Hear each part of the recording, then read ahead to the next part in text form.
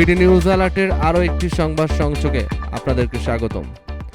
সাবেক স্বরাষ্ট্রমন্ত্রী আসাদুজ্জামান খান কামাল কি মারা গেছেন?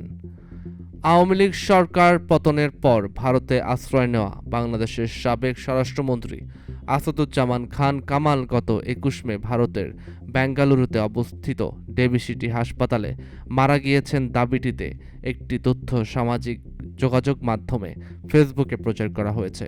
পোস্টটিতে আরও দাবি করা হয়, হার্টের জটিলতা নিয়ে তিনি উক্ত হাসপাতালে ৫ দিন আগে ভর্তি হয়েছিলেন।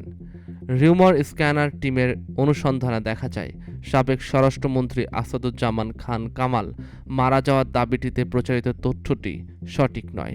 প্রকৃতপক্ষে কোনো প্রকার তথ্য প্রমাণ ছাড়াই সম্পূর্ণ ভিত্তিহীনভাবে তার মারা যাওয়ার তথ্যটি প্রচার করা হয়েছে। দাবিটির বিষয়ে অনুসন্ধানে কিওয়ার্ড সার্চের মাধ্যমে ডক্টর দেবী সিটির নারায়ণা হাসপাতালে আসাদুজ্জামান খান কামালের মারা যাওয়ার বিষয়ে গণমাধ্যম কিংবা অন্য কোনো নির্ভরযোগ্য সূত্রেও কোনো তথ্য পাওয়া যায়নি। যেহেতু আসাদুজ্জামান খান কামাল বিগত আওয়ামী লীগ সরকারের এমপি ও মন্ত্রী ছিলেন, সেহেতু তিনি মারা গেলে স্বাভাবিকভাবে এ বিষয়ে আওয়ামী লীগের অফিসিয়াল পেজ থেকে শোক বার্তা প্রচার করা হতো।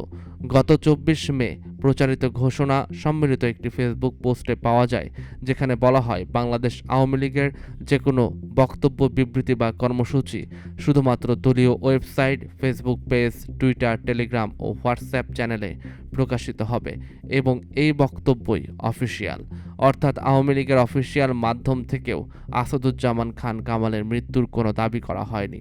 সুতরাং ভারতে আশ্রয় নেওয়া সাবেক স্বরাষ্ট্রমন্ত্রী আসাদুজ্জামান খান কামাল বেঙ্গালুরুতে মারা গিয়েছেন শীর্ষক দাবিটি সম্পূর্ণ মিথ্যে।